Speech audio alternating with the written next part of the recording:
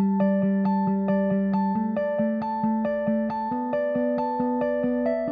want to move on to our morning keynote panel, and I'll just invite Kelly and Peter and Senator Rivers to come on up to the stage and kick off our morning conversation, kick off our day's agenda with, again, sort of a manifestation of what we do in our agenda here, which is to try to have a conversation about across silos, across functionality, and see if we can solve at least some of the world's problems. So, grab your mic. They may be turned off, and so take a look to see if you get a little green light there. Peter Adler, the president of Molina Healthcare of Washington. Kelly Stanford, vice president of Group Health, and Senator Ann Rivers. Thank you all very much for being with us from Seattle, from Spokane, from Clark County, Vancouver area. Kelly, let me start with you and ask this sort of general question, but to kick us off, what are you spending your mental energy on these days when it comes to trying to navigate this future of healthcare? Well, quite an emotional journey for us all over the last couple years. So as you all know, we are in the process of going through a potential acquisition by Kaiser Permanente. And when approved, what that will mean is that we will be creating Kaiser Permanente of Washington, which will be the 8th region. And as I was thinking about this earlier today, what's my emotional energy that I've been spending? A lot of this has been around the process of going through these huge changes. Resiliency comes to mind. This has been a really long process. We're not done yet. But as I was thinking about how to describe what we're doing and what I do each day around this, there's a lot of the ticky-tacky stuff that we like to say. You can only imagine the number of spreadsheets that lawyers have been putting in place as we review what we're doing and where we're going. But probably the most important part has been our people. This is probably one of the most emotional things that folks have been through. We have now a 70-year legacy of group health here in Washington State, and every day we have conflicting emotions. We were just talking about it at our table over there. It's like riding a roller coaster because there is enthusiasm and excitement, and this is the right thing to do. It's going to be great for Washington State, great for Spokane. But there's some mourning, there's some sadness, there's an actual process that we have to go through to say, what have we done in the past and where are we going? So we're trying to be really deliberate. We actually have a legacy project that we're working on, and we're interviewing staff and folks that worked for us in the past and physicians and getting stories about what happened 30 years ago or what happened yesterday, and really acknowledging that folks in a 10-minute span can be having both emotions at one time. There's excitement and there's sadness and mourning, and really embracing that and letting people feel both of those as we go through. We have a long ways to go. It's not approved yet, probably in the next 3 to 6 months. And again, it's a great journey to go on, but that's probably what I'm spending most of my time on. Yeah, thank you for that candor. I think the notion of being both excited and in mourning is pretty human, right, for such a change. Do we know, is it too early to say what the name of the organization will be called? Will it be Group Health Permanente, or will it be Kaiser Permanente? It's Kaiser Permanente of Washington. Yes, Yeah. That is formal. So Group Health will only be on Wikipedia and the history books. And yes, the foundation. Yeah, and yes. the foundation, yes. right? Yes. $1.8 billion, that's a pretty significant foundation, it is. right? Yes, so just so you know, we're every Friday here in Spokane, we're having people get out all their old group health gear and wear it. So we've got a lot of old t-shirts coming out of the past. Again, embracing that, I wore this shirt 8 years ago and where it came from. And so we're trying to embrace the group health name. Good. So Peter, Group Health has a pretty long legacy of 5-star Medicare plans and high quality products and services. Kaiser does as well. Not every plan in America has been successful on the exchanges, but I've noted that Molina has been mentioned recently as being relatively successful on the exchanges. The White House convened some folks that included Mario Molina earlier this week to talk about the future of the exchanges. Some plans in some other states have been less successful, and in many cases, it seems like the PPO model is having less success than the more HMO or MCO kind of model that a Medicaid plan would bring to the exchange. What do you think differentiates, in your view, the success of plans like Molina versus the less successful plans that take a more PPO approach? Thanks. We are very excited, and we're very honored earlier this week when Dr. Molina was invited to the White House to talk about Molina's success in multiple states on the exchanges. What our experience is this, that the population who is now has access to coverage on the exchanges are people who have not had access to health insurance, some ever, and many not for years. This is a population that is not a commercial insurance population. This is a population that needs immediate outreach and connection with primary care. It's a population that has a number of behavioral health unmet and heretofore unrecognized behavioral health needs. This is a population that is much more similar to the Medicaid populations and that thrives in an environment of managed care.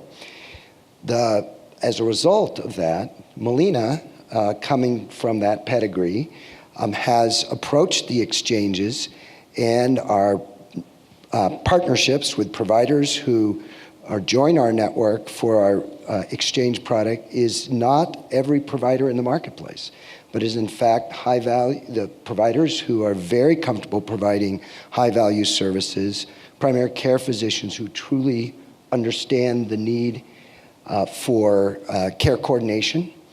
And it's been our experience that there are actually only 10% of the exchange population to date has needed a number of services that are very expensive. 11 diagnoses are the vast majority of where the expenditures have been with exchange to date. That is a population that then responds beautifully to a managed care approach, which Molina has taken. Many of the big commercial insurers and indemnity insurers haven't approached the market or the new members with that approach, and as a result, have not fared well. You know, you mentioned providers, some providers engaging this model a little differently than other providers. Historically, health plans, I've found, have not wanted to shine a light on which providers are doing a better job than others. Data has not been terribly forthcoming from plans in general on which providers are high value providers and which are not. Do you think that we're to a place where the requirements of functioning, you didn't know I was going to ask this question. I didn't know I was going to ask this question. But are we to a place now where in the next 5 years we will need to have a system with more transparency around provider performance? This is where DJ asks the surprise question. Where was that on the script? I'll be direct and I'll be controversial with my answer. Absolutely yes. The fact of the matter is that we are at a moment in time where Medicaid infrastructure in particular and the exchange infrastructure is demanding and asking for population health, managed care. And at the same time, we have policies on the books in this state and in many other states, but in this state, that require access, eligibility for providers to be in a network simply to have a flag up with no connection to outcomes, to value, to performance. It is our hope, and I believe our need, and I believe our future, that the higher performing providers who really do provide value, and there are many, many in this state, are the providers of the future to be in the networks, and that we're going to need to change our public policy on the definition of network adequacy to not just and only include a definition of access, of geographic access of mileage and distance, but also outcomes, performance, and quality. Yeah. So, Senator, thanks for coming all the way from Southwest Washington. I appreciate it. I know it's your hope, and I know many people expect that you will be the leading Republican, potentially. I know there's a process still, but leading Republican on the Senate Healthcare Committee. If the Republicans or the bipartisan majority coalition are in the majority, then you'll be the chairperson. How difficult is it in the crunch time of a legislative session to have some clear-eyed view about what a legislator can do to support all of this stuff? Meaning, how do you know what reforms are the right ones to be championing ahead of a legislative session, then just spend your political capital on during the legislative session, particularly in a time when even state-level health policy is informed by MSNBC and Fox News, and seldom is informing actually what's happening in Olympia? How do you figure that out? Well, can you hear me? Yeah. Okay, good. I think that a lot of the work does happen in advance, and I think that in partnership with the folks in this room and other stakeholders, that's when we really come up with a clearer path forward. And then as we present it to our colleagues, it, as you know, can change anywhere on the spectrum. I think the key thing for us to do right now, however, is to recognize that there's significant tension in Washington State. There's a lot of concern. There's a lot of finger pointing. We've got all of these problems, and it's the providers, it's the legislators, it's the insurers, it's the consumers. There's all of this tension caused by driving down costs for healthcare while driving up accountability and quality for the consumer. And so right now, what it feels like to me is that we're sort of in a boxing ring, and we come out and we slug it out, and then we retreat to our rhetorical corner. So we feel very comfortable in the rhetorical space because we've been there for a few years now. We're still running over ground that happened, things that happened a way long time ago, as Kelly referred to. And instead of moving into the solution space, which is where the people in this room and other stakeholders really need to be in order to drive quality healthcare forward in our state. So I think that the most important work to be done prior to the session is to develop that consensus and say, you know what, I'm not going to get everything I want. They're not going to get everything they want, but we really need to address this, come up with some solutions that will work, and then that will tee up the attitude that will carry us through this upcoming legislative session. When you look at the realities of the McCleary decision, we put $4.6 billion more dollars into education, and I was just talking with Peter about the $40 million that we need in order to raise the primary care rates for Medicaid to just match Medicare. 40 million. When you put that up to 4.6 billion, it seems a little silly. But that's the place we have to get to. So I think if we can have these discussions and do some education of our colleagues, I think that we're going to be better served. But I do think that it's got to come from the bottom up, and we all have to come together and decide on the outcome that we want, and then we'll know in which direction we should steer the boat. I think the vast majority of people in here that don't have to write checks in the legislature would say, great, raise reimbursement for primary care from Medicaid levels to Medicare levels. But you mentioned the $4.6 or $4.5 billion that went into public education.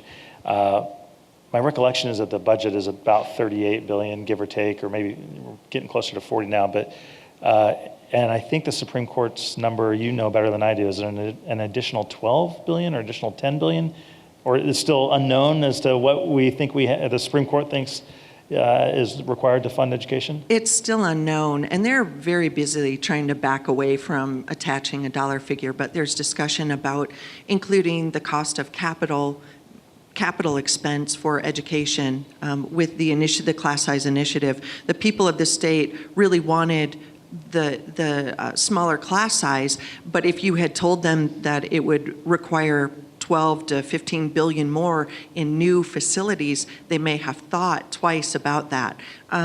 So there's a discussion right now, do we include the capital expenditure in with basic education? Some people say yes, some people say no. We're still trying to feel our way through that.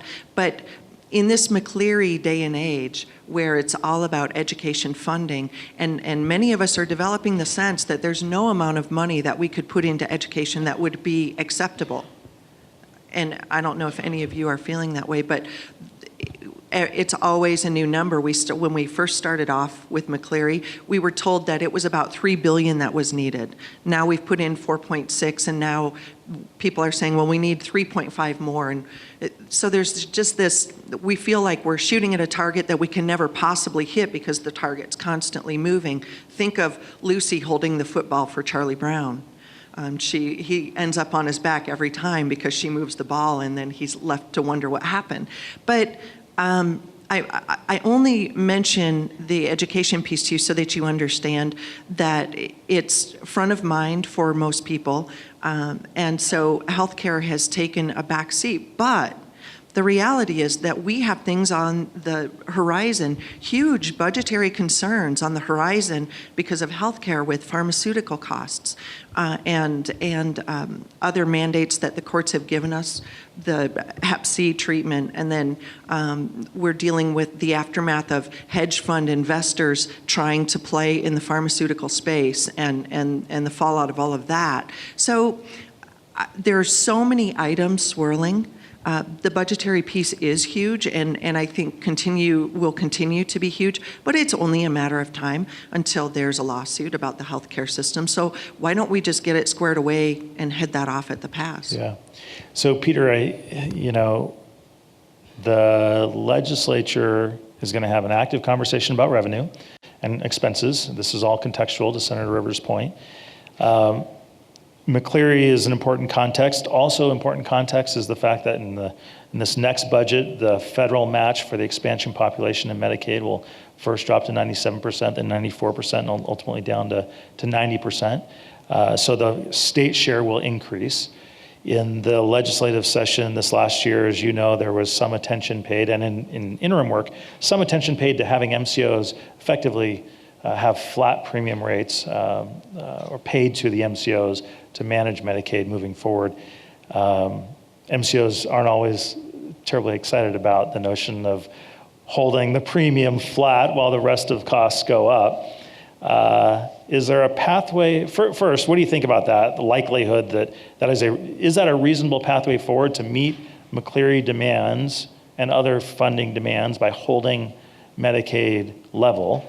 And when you say no, of course not, we need more money, we say, well, isn't that what the healthcare system is always going to say, is we need more money?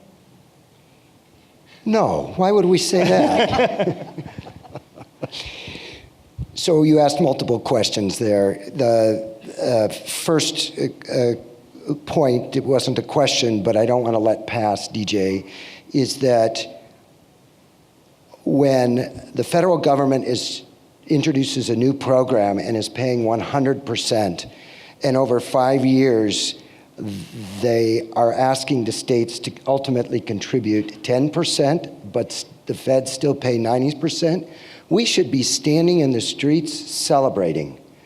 How often do any of us in our businesses, in our day-to-day lives, have someone offer us something with financial implications that says for the first 5 years we'll pay 100% and for the rest of your life we'll pay 90%?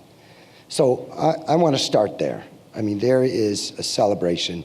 And number two, we should be extraordinarily proud in this state of having moved our uninsured rate statewide from 15% to today 5 or 6%. I am proud of that as a managed care organization, but also as an individual, to live in a state that is in fact making a commitment to take care of its people. To your third point of, is a 0% trend on Medicaid reasonable when adding millions of new beneficiaries, millions of people who have not ever had coverage and who have pent-up needs, as we've talked about, No, that's not reasonable. That said, we should also look at the facts and move away from the rhetoric. The facts are that managed Medicaid in this state, the trends over the last 2 or 3 years, in particular for the family, Apple Health family, have been flat, with the exception of one line item within it, which has been pharma, has been drug costs. The increasing benefits, and over time there have been flat trends that have been really the envy of this country. Once again, this state is out ahead of most other states. A flat trend categorically is not a reasonable or a achievable expectation. Finally, managed care, in fact, is the solution, because unmanaged care, we've proven that in this country. We've proven it to the world that we can spend 100 to 300% more than any other country via a fee-for-service unmanaged system and get health outcomes that are some of the worst of all developed countries. Managed care has such a wonderful track record. Group health, Kaiser is certainly one example that has HEDIS scores and outcome scores that are the envy of this country. And so my short response is that managed care and managed Medicaid is a long-term proposition. Trying to look for return on investment that's going to be yielded in 1 and 2 year increments on a long-term investment is the wrong lens. Yeah. The fiscally prudent thing to do is to fund managed care adequately so that our children and their children and everyone that follows us in this room is left with a state that has sustainable, healthy people. So Kelly, let me repeat an idea that I thought was very interesting, and you can tell me whether if you have any reaction to it, whether you agree or maybe it's not so interesting or what you think. But I heard recently the argument that part of the challenge in making good healthcare policy and part of the challenge in having an effective healthcare marketplace today is that to talk about that, you have to talk about the ACA, and to talk about the ACA depends on where you sit. If you look at the ACA from the view of expanding the safety net, many people would argue that it's been a very successful program in expanding the safety net, providing access not just to coverage, but also to care in many instances.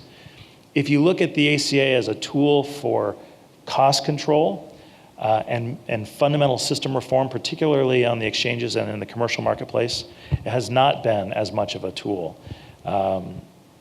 And many people would debate that, but what do you think about that insofar as maybe one who thinks about the safety net would come to one set of policy suggestions, and a group that's thinking about cost in the commercial marketplace would come to a different set of policy suggestions? Very in-depth questions today. Yeah. I would kind of break it down into two things. In regards to the ACA and how that impacts us, we continue to support it. It doesn't mean that it's perfect. There are things that we probably would want to change, but we do feel that it did what it was supposed to do, which is expand coverage to folks. I am not sure that the intent is that it was the end-all for cost. I think cost and how we accomplish that is more around I kind of call it the what and the how is what we're doing around the mergers and acquisitions and ACOs and working together. Because there's this huge demand that we have now in the market of hitting these quality metrics, hitting the cost metrics, and how we do that is the complicated part. So does the ACA help or hurt that? I think it's just another piece of a really big, complicated puzzle. So I would kind of separate those. So what we are doing around cost, and I kind of think it a little bit as the whack-a-mole game. We get inpatient utilization down, and then Hep C drugs come up over here. It's just an ongoing, ever-changing issue. the things that we know and that we're focusing on that are kind of fascinating.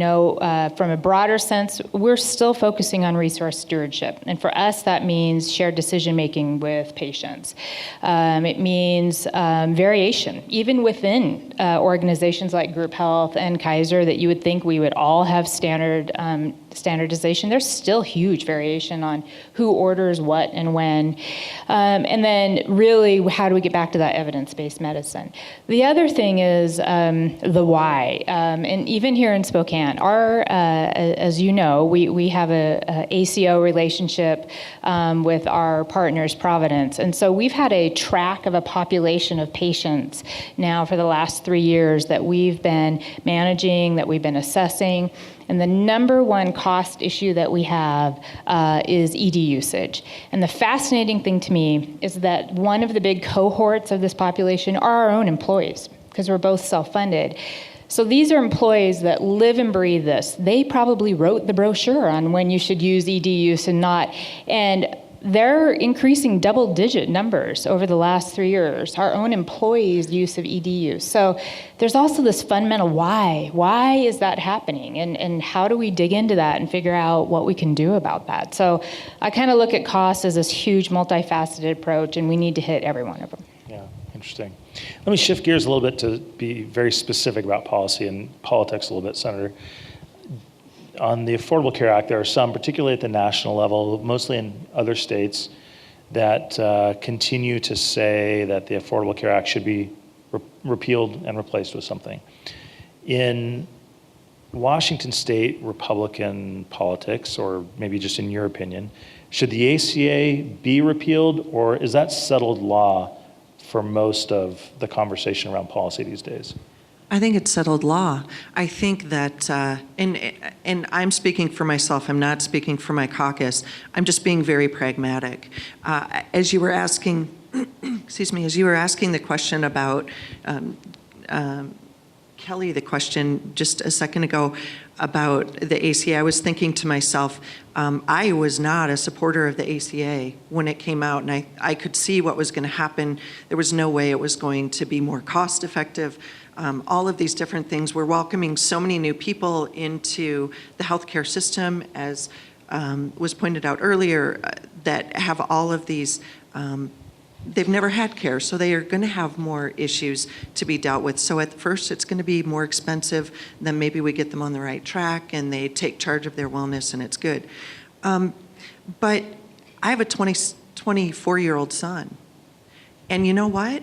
I really like that he can stay on my program until he graduates from college and either gets a job where he has health coverage, or he is starting his own business and he's able to provide for himself or go on to the exchange. I like that. I like, I also like that pre-existing conditions are covered. That's just good. And you know what else? That's just moral. Sorry to you insurers in the crowd who disagree with me. So my whole thing is, as Kelly pointed out, there are some good things and there are some not so good things. But by working at the state level, we can make some of the not so good things a little bit better and make them more workable for the people in our state. So I don't hear in our caucus, I don't hear the discussion of repeal the ACA. I hear more the discussion of, it's here, we've got to figure out how to work with it. So let me ask kind of just maybe a very directly political, but also kind of practical question in terms of politics. Washington State Republicans, in my view, are much more Dan Evans than Ellen Croswell, meaning they're much more pragmatic and historically have been much more pragmatic than some of their national peers, particularly today. I think Bill Bryant strikes me as a relative moderate, in my opinion. Rob McKenna strikes me as a relative moderate, in my opinion, particularly compared to some of his peers at the national level. But the national level is really, in many cases, what defines the politics, particularly of healthcare. Is it hard to be a Washington State Republican and talk constructively about healthcare when Republicans at the national level or in other states might talk about it differently? Well, I think we all fall victim to what happens at the federal level. I mean, look at Donald Trump, for heaven's sakes. But I think that it's just something that I'm going to channel Reuven Carlisle for those of you who know him. We're going to have those courageous discussions. I think that we have a spectrum in our caucus. We have very, very, very conservative, and then we have way more liberal, and the spectrum in between. And so I think when you refocus people and bring it back down to their constituency level, they know who their bosses are. Yeah. So Kelly, I wonder if you could give advice to the next governor and the next legislature, not to this legislator necessarily, but the next legislature, from the view of trying to live in this space. I mean, you're implementing an ACO and trying to be responsive to the changing nature of the policy framework and the market framework. You're consolidating, which is also, I think, an indirect response of the market and policy framework in which we live. And so you're busy doing the work of the market. But if you were hanging out with a glass of wine and the governor and 147 legislators, and they all stopped, put their fork down, and said, "Yes, Kelly, tell me," what advice would you give them about how, not particularly on the policy weeds, but what advice would you give them in terms of how they handle these conversations? Well, if they could do something about MACRA. No, I'm just kidding. I think the complexity, and I don't even know how I would answer that, but the complexity of policy and all of the competing things happening at one time, from federal to state, I think that's what's causing a lot of the administrative cost. I think it's becoming overwhelming, and I think at some point those things are all going to have to align. In this magic box, I'm not sure how you would go about doing that. On a local level, I'll get very specific. I would ask them to fund all of our medical school education here in Spokane. Both organizations and both products are going to be fabulous. It's what we need for this community, and I know there's a little controversy about that, and I would say on a specific local level, that is one of the most important things they can do. Perfect. Peter, same question, maybe a little more at a state level and where you are engaging with the state more directly, particularly on the HCA side. What advice would you give the next governor and legislature? I think I would offer four points of advice. The first, Senator Rivers just mentioned, which is immediately move to fund and work with the legislature to fund primary care reimbursement increases up to the Medicare level for Medicaid, number one. Number two, I would advise to accelerate the integration of behavioral health and physical health and not wait until 2020. The success that we've been able to show and in early indicators in Southwest Washington and that have been shown in multiple other states is that, in fact, shocking, the head and the body are connected, and in fact, whole person care is necessary. Third would be to go further than behavioral health and physical health. We've left a body part behind.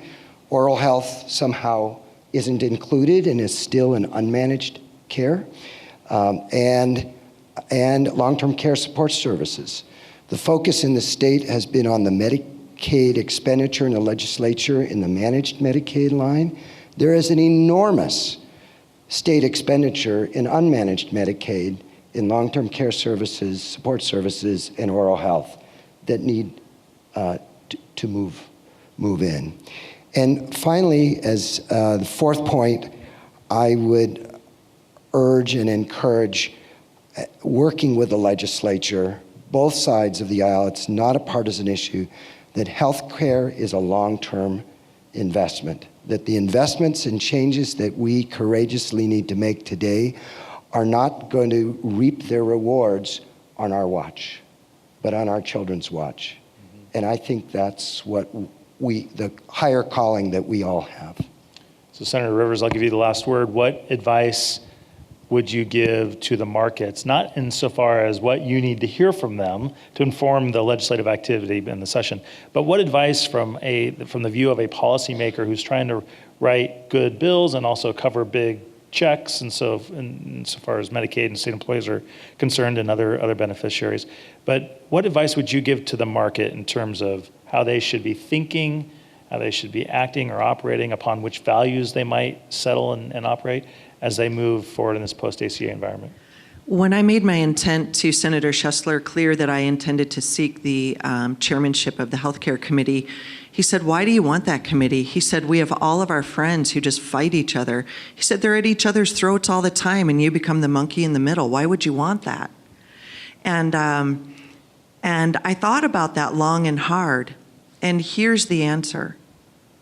Because in this audience right now, we have the best and the brightest of this state who will assure the legacy that Peter just mentioned. This isn't really about us. This is about future generations. And if there were one thing that I could say to you, it would be, please just go out of your corner and have some of those non-traditional meetings about really coming up with solutions. And we in the legislature, I have a little secret for you. We're cowards. We don't want to be in the middle of fights. We want to work with people to come up with solutions that will work. And so I think most of us, our door is always open. Sometimes we're forced to make decisions where we have to pick a winner and pick a loser. And that's a really crummy place to be. My choice would be that you guys get together and you know what the problems are far better than we do in the legislature. We only hear about the top level stuff. But just sitting here today, I heard a few things that I thought, oh my gosh, I didn't realize that. You know what the problems are. Get together with each other, come up with solutions, and then we can all work together to get them done. That would be if I had a magic wand, if Kelly would loan me her magic wand for a moment, that's what I would do. I would say, please come to us with solutions that is not going to make every one of you 100% happy, but that won't make every one of you 100% sad either. Find that sweet spot, and then we can move forward together and create the legacy that Peter referred to earlier. Let's give him a round of applause. Thank you very much.